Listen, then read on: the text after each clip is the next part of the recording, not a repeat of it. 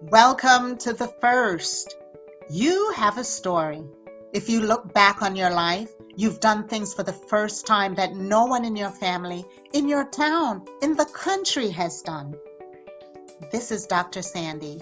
You have unknowingly paved the way for others without knowing it or even acknowledging it. This is where you tell your story so that those who come after you can walk in your footsteps to build their own firsts. Hey everybody, this is Dr. Sandi on my podcast, The First with Dr. Sandi Webster. Today my guest is Elena Arecco Bridgmon. Elena is an entrepreneur, a mom, an executive coach, and a leadership trainer, among other things. Elena co-founded LUMO, which is an executive coaching and leadership firm taught by an app that supports working professionals, mostly moms, transitioning from full-time corporate workers to working parents. Elena's app allows parents and managers to be trained on how to work in a flexible work environment. Elena's the first in her family and colleagues to create a scalable platform solution to support and train working parents on how having a flexible schedule will work for them.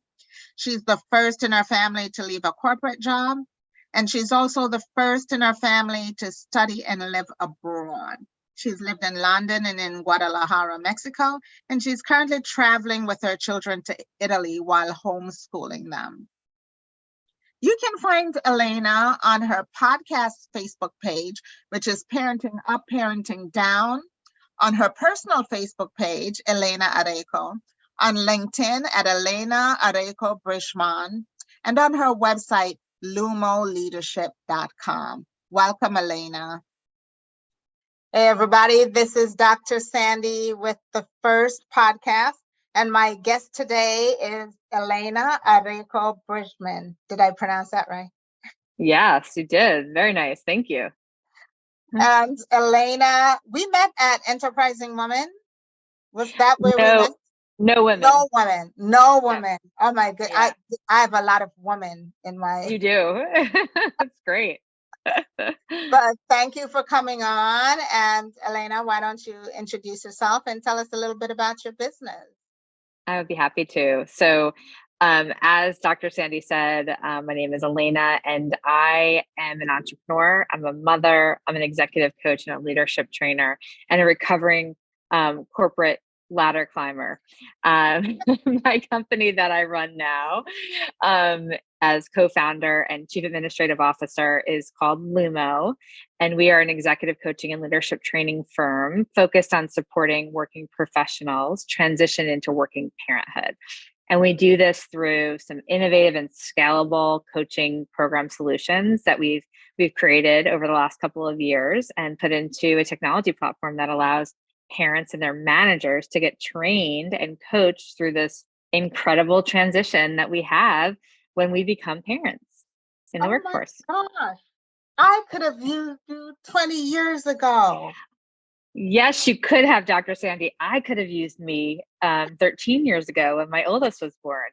We've built the program that we wish we had had and the coaching conversation that we wish we were in back when we all had our own children. It's really, really powerful stuff. It is very interesting to me. So we left, Peggy, was my business partner. We left the corporate world right after 9/11. Oh, wow. And while we were in corporate, we realized that a lot of our friends who were executives were leaving the corporate world, mainly when they had their second child. They didn't want to put in a 90-hour work week.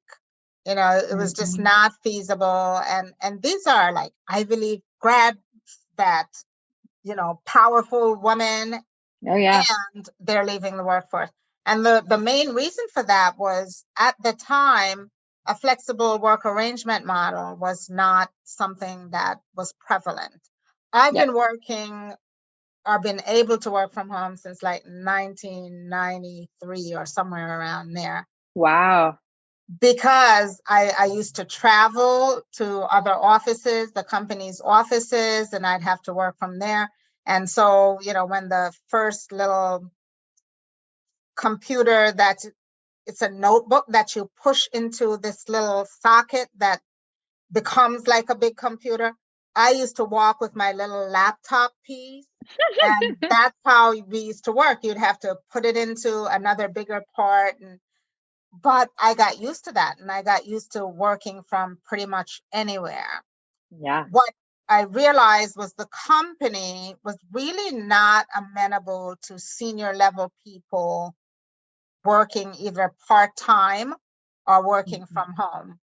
So my business partner and I worked together, and in our group, we were in like new business development areas. Mm-hmm. And we started hiring these women as contractors Mm-hmm. back to the company because they already had the knowledge. They knew Yep. the company. You didn't have to train them. It was like a perfect storm. And we would deliver our projects on time because these women would just step in, get it done, and then, go do what they needed to do. So after 9/11, we decided, why don't we form a company that use these women who are Mm-hmm. stay-at-home moms, and Yep. they can pick how they wanted to work. We didn't build a platform, but we said, if you only want a short-term project, like for a month, here it is. If you want to work 7 months for the year, and then you take off the summer months when your kids are home, here's a project. If Brilliant. you want to go in to the office where you're working every day, and then, you don't feel like, you can. If you want to work 2 days in the office, 2 days from, like, we gave them all the options, and it worked. That's how we built our company around the US. Amazing. We could have used an Elena to say, here's software. Yeah. Absolutely. But nothing It's before its time. nothing before it's time. Well, you all were definitely first and ahead of your time, that flexible work model and utilizing these talented women and mothers who have, want more flexibility. That's just, it's brilliant. It's amazing.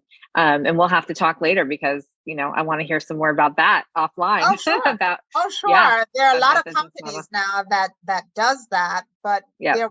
there were not a lot of companies. Actually, Peggy and we're still friends with the 2 other women we found who had a marketing and analytics company following our model. One was in Seattle, and she worked in the technology, area, did with Google and all of those guys. And then the other one was in Virginia, and she was in the oil and gas field while we were Oh, in wow. telecom. We were in telecom, insurance, financial services. So we did not overlap, but we hunted them down. We hunted them down and created, like, we would share information with each other. So now Yeah. you can share it through your platform, right? Yep. That's right. We basically created this coaching program that would be what we would use in one-on-one coaching as women. We've coached a lot of women. Of course, there could be dads as well. We want to make sure we're being inclusive, right? But Right. mostly moms, executives and leaders within companies that are transitioning, right? And they're trying to figure out, okay, I already have a full plate.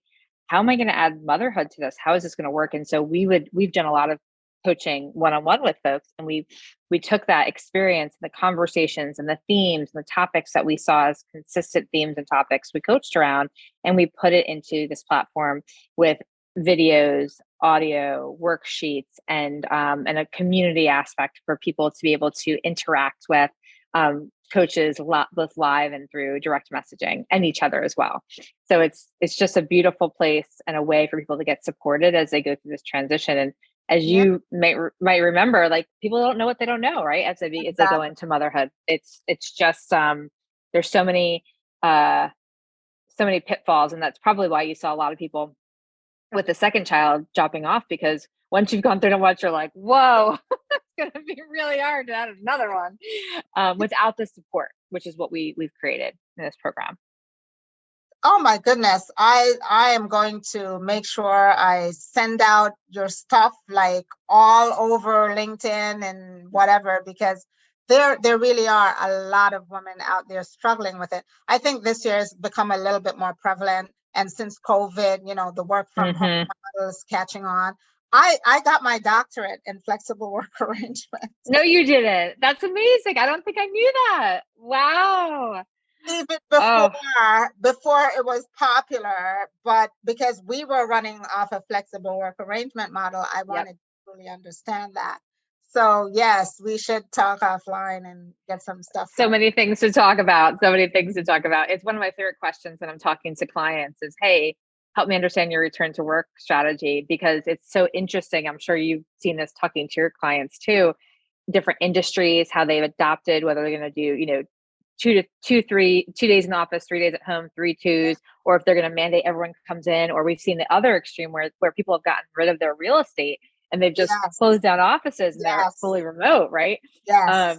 My company is fully remote. We built ourselves during the pandemic. So we are 100% of a remote company, even though our headquarters are technically in Charlotte, North Carolina. But it's fascinating to see how people have changed how they work. And, if that's largely due to the pandemic, it's kind of cool. Yeah. So speaking of that, we're here to talk about your first. Now, you're the first in that area that I know of, in this type of what you're doing, coaching women to and their Mhm. parenting and working as a parent. Yeah, we know there's some folks out there that help with some transition coaching back into the workplace. We know that there's some folks out there that coach working parents, but we are the first to create a scalable solution to support and coach parents as they become working parents and working, that whole transition. So we are the first. It's very exciting, and we're continuing to work with different companies to get more data, to proof of concept to Yes, show yes. the ROI on what this actually improves. We know anecdotally, we know from individuals that have taken the program and have gone through the program that it is a huge benefit to them. And we're continuing to work with different companies to partner on that additional data and gathering more data as we're out there in the marketplace. Yeah. So you also said you're working from Italy.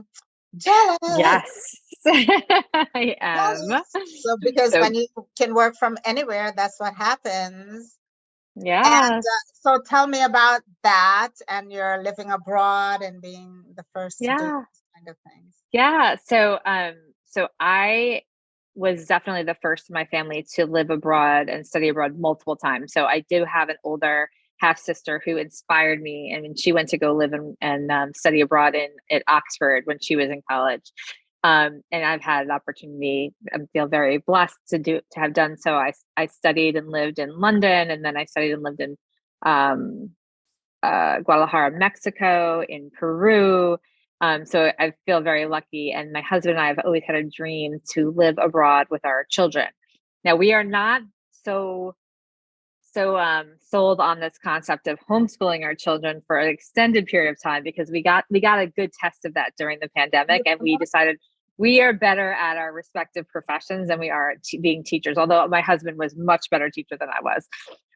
But this is our first time being away outside the United States with our two children, ages 13 and 11, for a month. And it is a dream come true, Dr. Sandy. It truly is. To be able to have the flexibility to be able to create it so that we can work for 2 weeks and then play for 2 weeks, and we're spending 1 week in 4 different cities, so we get to experience different Nice. parts of Italy with our daughters. It's really special. How are they liking it, the kids?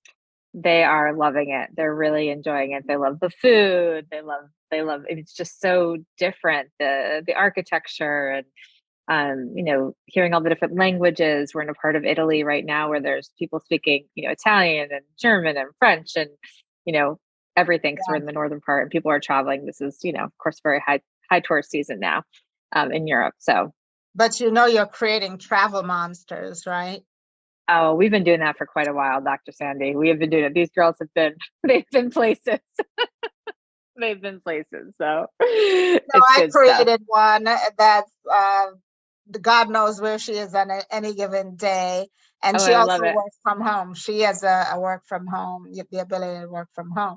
So she, you'll call and you don't get her, and I'll text, and she's like, "Oh, that's because I'm on a beach and blah blah blah." And the internet was. I'm like, "Are That's you kidding? amazing. You need to tell us, like, if you're disappearing, if something happens." And Oh but it yeah. was last minute, and I just jumped on a flight, and you're I creating have, monsters. yeah, we probably are, but I still have a rule where I have to text when I land. So I text my family when I land, no matter where I am. So, Yes. oh, and we can do that too. That's another thing we can do, right? That when I started traveling in, the late 90s or so, when I got placed, I don't even know if I even called my parents. I have no idea. Exactly. Now I text Exactly. and everyone knows where we are. So, yeah. Tell us about some of your other firsts that you've had. That's a really nice one to be able to live abroad. Yeah, that's been really special. I was the first in my family to get my MBA. I believe my mom started it, but she never finished it. I was the first of my closest girlfriends growing up to leave the tri-state New York, New Jersey area and settle down outside of That's a big deal. the epicenter of the world, right? That's a big deal. I know I still can't manage to really leave because, you compare it to so many other things. Where did you go when you left?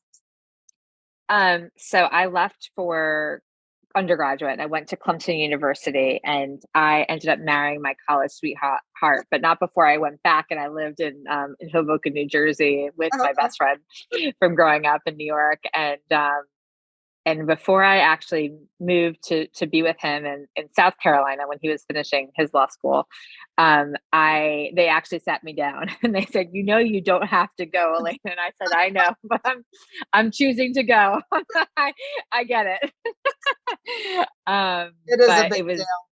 it was a big deal and it was the best decision I made, because we were able to create a life for ourselves, in a really lovely part of the country in Charlotte, North Carolina. We eventually moved to North Carolina after I got my MBA and settled down. And one of the requirements was we had to be near an international airport, and Yes.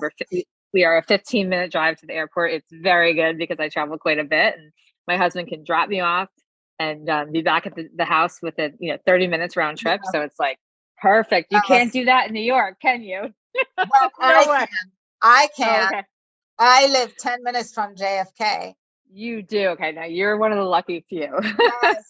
I'm in Brooklyn. I'm in Canarsie, Brooklyn. I'm like 2 exits, I think, maybe 3 from JFK. And so Wow. when I come in, when I land, I call my husband to pick me up, and he's Hmm. usually there before I get out and get to the gate. So That's it's awesome. really quick. If I take Uber, it's like 10, if traffic, 15 minutes. So Wow. yes, You are very lucky. not the same in Virginia though. In Yeah. Virginia, it's a trek to get to the airport, but Yeah. Oh, so yes. great. Yeah. Other firsts is I was the first to leave my corporate job and bet on myself and start my own business in my family. No one else in my family has done that. My dad, literally worked for the same company for over 50 years, rose within the ranks. I watched him, as a first generation, person in the United States, rise to the ranks and, commit to his company and do all the things he needed to do. And, to leave that was a really, really big Were they decision. were they afraid for you? I know my mom was literally afraid for me because she comes from like union, Yeah. you have a job for life kind of thing. And so Yeah. when I said I was leaving, she was upset. But what did your Yeah. family? Um, you know, my dad, I think my mom was like, "What are you going to do? How are you going to do it?" I think my dad was like, "Yeah, of course you got this. You got this." If Yeah. I remember correctly, it's been a little while. My husband was nervous though, and I was like, "I got, Nervous. yeah, Why Be but nervous. just because,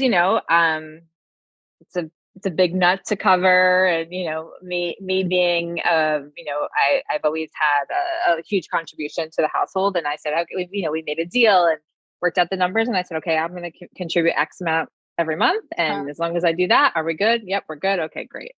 And we sorted out all the other stuff and made it happen. So Well, it's funny that your husband was nervous because my husband, he's also a lawyer. You said your husband's a lawyer. He's also yeah. a lawyer, but he has his doctorate in criminology, Oh wow. criminal justice. And so I've always talked about, I'm gonna go get my doctorate. It was something that I wanted to do, mainly because I wanted to understand the research part. Mm. And my goal was to write about flexible work arrangements and do the research. I did none of that. I did none of that. Uh, I didn't want to teach. Mm. And my husband was so encouraging about just go out there and do it. Just, stop talking about it and just do it. We'll figure it out. Yeah. We'll make this work somehow. So it's funny that your husband was nervous. It's like, Yeah. I have faith in you. He's also a pastor. I have faith in you that God will Yeah. help you Yeah. finish this. And I will say this, nervous, but also saying the same things. Like, we'll yeah, figure it out. You got this. Like, yeah, totally, totally. And it's a partnership, as you know. And so we had to be on the same page about it. But it was a big deal. And I had a I had a 5-year plan, uh-huh. and I left in 4 years. I left in the Great Resignation, April of 2021. Oh my goodness. I didn't know it at the That's, time, but that's what it you was. were part, you were part of that getting out of Dodge. That's That's what I right. call. There were people who were just getting out like crazy. Yeah. Oh, Yeah. good for you. How did your girls feel about it? Were they old enough to understand that you were leaving Yeah. the workplace? They were. I mean, I still work a lot, right? But I work at home exclusively, and I had been, but there eventually I would have had to go back. Yes. Um, they had a little we had a little dance party, karaoke party to celebrate. They recognized how big of a deal it was. So yeah, it's really Oh, special. Yeah. and they get to watch you. They get to understand what it's like, for their mom Hmm. to work or even their dad to be Hmm. working. I know Yeah. Lauren was not very understanding. She was 12 going on 13, but she Hmm. was used to me working in a big corporation. And Hmm. then she said, "Are we going to be poor?"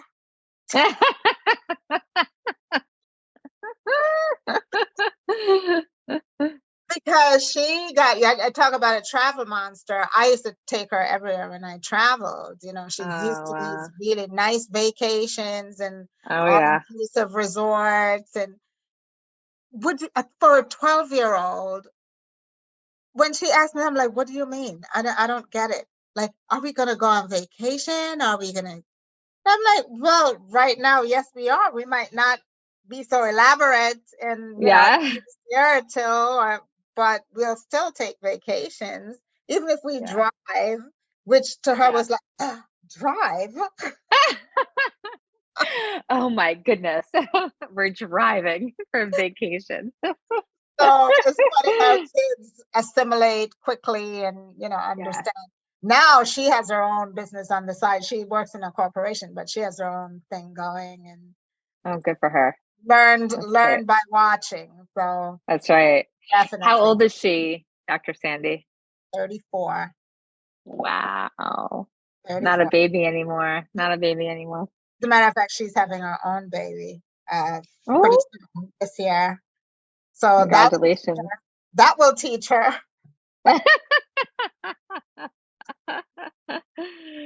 Do your family and friends, do they celebrate? You said your kids did, but does your family and friends recognize how important this is that you have all these firsts? Yeah, I think for the most part, I will say I probably I'm getting better, and my coaching work has helped me with this to get better to acknowledge myself. I'm very good at acknowledging others, very good about celebrating other people's Yes. successes and wins. Yes. I'm not as good as at celebrating myself, and I'm working on it. And I would say that it's something that we do as a family, and I'm trying to do more of, like, for all of us. And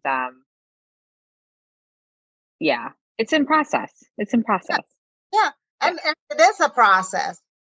I know we worked so hard, we didn't have time. We didn't even think about celebrating certain things, whether in the business or Mm-hmm. personal. And Mm-hmm. one of them I remember was Peggy and I we were on this thing. We're gonna make $1 million. We're gonna make $1 million. So hear all that beeping going on in the back. It's New York City. Oh, I don't even hear it. Oh, good. We were working so hard that the only time we realized we actually had made $1 million was when it was tax time. Wow. She was putting all the tax papers and all the things together, and she's like, Um, do you know how much we made last year? I said, well, I know roughly all the numbers because we go through this, in our monthly thing. yeah. And she's like, we surpassed $1 million. I'm like, really? I'm like, I don't think so. We would have noticed. We would have noticed. Like, we passed $1 million without even noticing that we passed $1 Wow. million. And how, we were working towards that for so long. How could we miss such a big milestone? But then Yeah. it becomes routine, right? Yeah. So what Yeah. are some of the joys that you have of being the first and not taking it Yeah. for granted? Yeah. I think, you know, one of the things I'll say is we did some fundraising for the company, friends and family fundraising, and um, we celebrated. That was a really big deal because that gave us what we needed to be able to continue Yes, to, invest in the business and, yes. and the ability to continue to work in the business. So we celebrated that. And my partners and I, we do, because we're all remote, we do in-person um working sessions about 3 times a year. And Okay. whenever we're together, we celebrate at some point during that time together with either a dinner or a spa or something to really, like, celebrate each other. And Nice. I will say I'm very good about that. Like, Mama's gonna go to the spa, I'm gonna take care of myself. Even if it's a quieter celebration, we're celebrating, wins, birthdays, and milestones within the business, family milestones. I'm going to go celebrate. That's my favorite way to celebrate, is going to the spa, spending the day with a girlfriend, and being there and doing that. So we do that. And then the other thing I would say, um, inside of the business as well, is we celebrate on a monthly basis. We have some time set aside to do acknowledgement. And that's what we call, like, the recognition, and really sharing with each other, what we have to be proud of and the milestones that we've hit. And we do that. We try to do that every month. Sometimes we miss a month, but we'll celebrate, big wins. And just this week I said, hey, we have completely surpassed where we were last year. We were so ahead of, where we were last year, and our rolling 18 months is beautiful. And we're on our way to our first $1 million as well, Dr. Sandy. So we're very, very excited, very, very excited. It's been a fun time, and we'll keep celebrating, and you know putting it out there for our family and friends, and with our clients too, because every time we deliver to our clients, we always celebrate that win afterwards as a team. And you should, because you can't do it without them, right? That's correct. That's correct. And so what are some of the Absolutely. pitfalls of being the first? What are some of the things you Oh, well, as you know, it can be scary, it can be a little isolating and lonely sometimes. Even though we're all together, we're working on this common goal, it can feel very lonely, can be really challenging. Um, because we have a product that is not truly a benefit that fits the benefits bucket of corporate America. It's not truly leadership development. A lot of employee resource groups love our programming because it's about supporting parents as this transition. So, women's networks inside of companies or parents networks inside of companies love it. But there's an education that we have to give to people like, hey, this is not just like a free thing that you just get. Like, this is a huge value. People paid $30,000-$40,000 for this coaching when it was one-on-one. We're selling it for a fraction of the cost because that's what makes it scalable. But we have to do a lot of education. So that's the other pitfall about being one of the first. We have to help people understand the value and what it is and what it's not. People sometimes get coaching, but they don't always get how it's translated through this innovative platform and how people will interact with the talent. Question, Elena. Does the company pay for it or does the individual pay for it? The company pays for it. Yep. And they pay per person or it's a package that you give to them, like for the... It's a package. Yep. It's based on, there's a calculation that we do with the company. But yeah, it'll be like a subscription for X number of keys, if you will. Yep. Got it. So for the individual, they should all grab this because it's something that they're not individually paying for. That's right. And need. Yeah. Why wouldn't they? I completely agree. Why wouldn't they? Completely agree. How do you identify the woman for the program? Does the company identify them or do they sign up themselves to be a part of it? Yeah. So the way that it works is when somebody notifies the company that they're going to be taking a parental leave, then that is a trigger event that invites the individual to join the program. And companies can do it, one of two ways. They can have it be an opt-in, or they could push it to the employee and say, you are already in this program, now go use it. Okay. But either way, we support the company in the communication strategy to help them to understand, like you said, like, why wouldn't they? We believe, like, why wouldn't you? This is silly, right? But we know that, just like any other kind of, opportunities for people to learn and to do things outside of what's on their desk, there needs to be some pushes. So there are, reminder emails and notifications that go out to the employee so they can engage with the content and then, of course, get supported by an actual live coach. And honestly, when I was in corporate, I thought coaching was so frou-frou. It's like one of those, little things you do because you're an executive. And then when I really got some coaching, I'm like, wow, this was amazing. This really helped me to accomplish my goal. And so it was even hard as a business owner to start doing coaching, to get a coach, like a business coach, because I'm like, if I could spend the money on that, I could really spend it on something tangible for the business, right? But that coaching really helped me to give back more to the business. Yeah. So I think people underestimate coaching. Absolutely. Well, I'm a believer. So, as a certified coach, I believe in it. But, when you ask about the pitfalls, one of the countermeasures or the ways that I handle the pitfalls is by having a coach. I have my own coach. All of, my co-founder has her coach.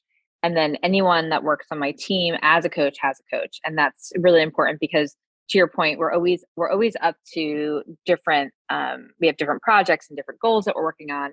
And that coach is extraordinarily important with, creating the support and also allowing this time, this growth, this challenging time, not be so scary, lonely, isolating. And we have an equation that I'll just share that we use in coaching, and inside of LUMO and my company. It's awareness plus action plus support equals results. So if you create an awareness and you say, I'm going to take this different action, but you have that support of maybe a coach or a partner or a, accountability buddy or your calendar, or whatever your support is, then you will create those results. Yes. It is a formula for success. And we found that it works time and time again. Nice. So how are you giving back? You have all this knowledge now. How are you sharing, all that you've done as the first with other people? Well, the first way is starting on this podcast. I hadn't really thought about it in this way until I had the opportunity to be part of this discussion. And another way that I have been doing for a very long time is mentoring others, specifically other women, I'm a part of several women's networks like you, and I participate in smaller pods or squads depending on the organization that I'm with, and which allows me to also, share and provide, be a sounding board and provide advice and support. And then, the other thing is I have this policy, and it's, if anyone asks to pick my brain or for support or can I talk to you about something, I always say yes. Always, always, always. And even if it's, I can't do it this week, but I'm open next week, I will always say yes to those conversations so that I can support other people. And that's partially like the paying it forward too, right? Because there's been people in my life that have allowed me to do the same for them. And I just think it's so important to we're a community, we're a communal species, and to be Yes. supportive of those in our community, whether it be where I live or the broader community. I know. I support so many women and I do the same thing, but I'm starting to learn to say no to some things Of because course, it's a big chunk of your time. of course, That's yeah. my giving back, is to help with a woman, and my passion too is helping young girls.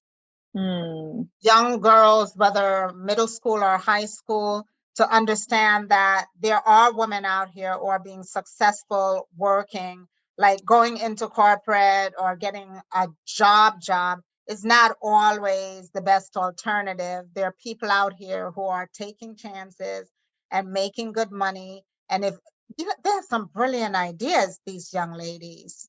Oh yeah, And they're growing up in a digital world, all the technology, I that they know. can do it much easier. Like, you enhanced what I did for years with technology. And Yeah, so I try to tell them, like, use what you have and figure it out. There's always a way to figure it out. And I'm part of, I thought we were Enterprising Women where I met, but I'm part of Enterprising Women. And every year we just launched our first mentoring program in New York. It's in all the other cities. Actually, there's one in great. Charlotte. And we Okay. go into public schools or schools in underserved communities. And Wow. we bring women from mostly STEM programs, STEM, who have STEM businesses or STEAM Yep. businesses, to talk to these high school girls, because a lot of them are still being recommended for English class and writing class, and Oh, not being an engineer or being, a construction worker or other things. And we just open that up to them to say, these are options that you have. So for you, taking the same path and even saying to them, you can work from home. This is a hmm. model that is supported, and you can do that too. I think that is so awesome. Yeah, I love that. Yeah, I'm gonna have to look at Enterprising Women in Charlotte. Check it Yeah, out. they're all over. Just go to the Enterprising Women website and see what's going on. Will do. And what is the legacy you want to leave behind, Elena, when all is Uh, said and done? well, I wasn't a Girl Scout, but I understand the motto of leaving it better than you found it. Yes. And I I'm very grateful for the way that I've seen women's place in the workplace, how it's grown, even in my time of being employed for the last 20 something years, right? It's changed and it's grown. I want my daughters and the other women behind me to know that they can truly, to your point, do anything they want. They don't have to be, we know back in the day, the nurses and the teachers and whatnot, right? And they Yes. can be business Yes. owners, and they can be creatives, or they could, um, there's endless possibilities. So I want women to be able to choose from an empowered place, whether they want to be a working mother versus being at the effect of it. Because I've seen so many women, and like I'm asserting you have as well, who have made that choice and it wasn't necessarily an empowered choice. I'm not saying that women shouldn't stay home. What I'm Right. saying is I want women to make the choice because they decided to do that because it's the best, truly the best thing for them, and not because they feel like they couldn't make it work any other way. Yeah. So who inspired you to do all of that? Yeah. Or did you have an inspiration? Yeah. I think, I was reflecting on this in preparation for this conversation. And my dad has always been someone who inspired me, being first generation in the US, watching him work his way up, corporate America, building, a beautiful life for his family, his families. He was married and had 2 children before he married my mom and had me and my brother. So he had 4 children, 2 different marriages. And he's a unconditional yes. And he's always been very supportive and loving to me throughout my life. I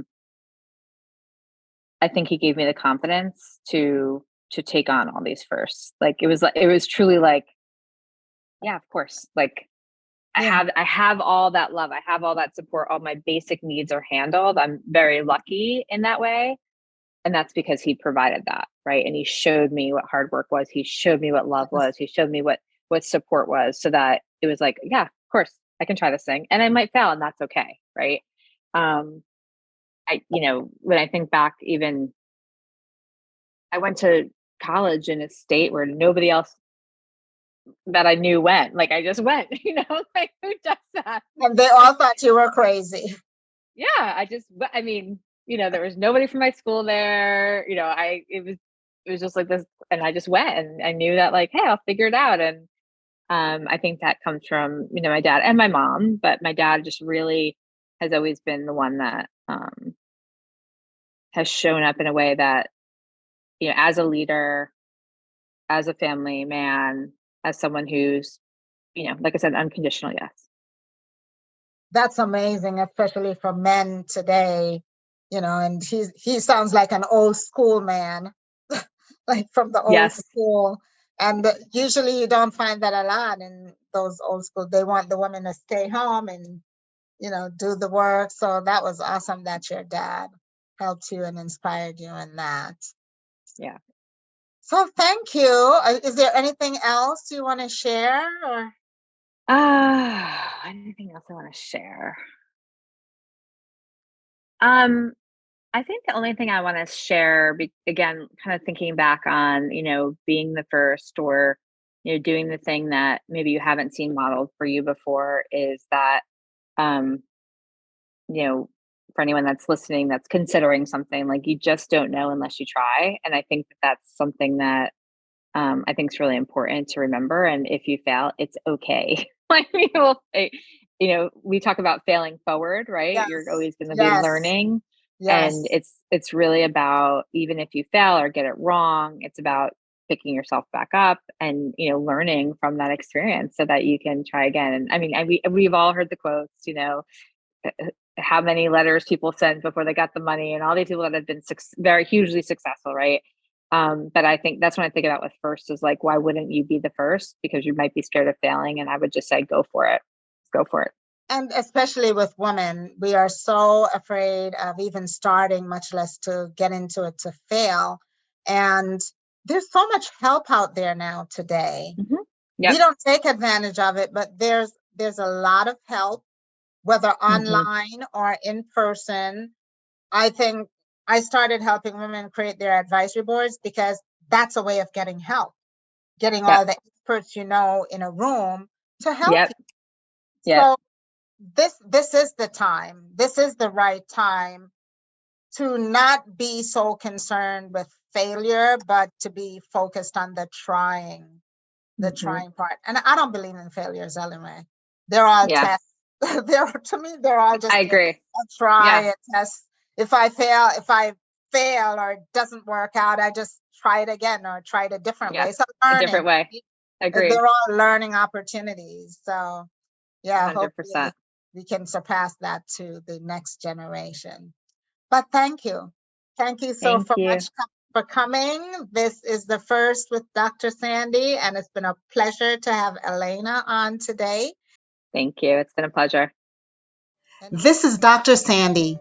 Thank you so much for sharing your journey on the first, where no two stories are alike, even if the circumstances are similar. Let this discussion serve as inspiration for others to show what's possible, and more importantly, to produce seconds and thirds.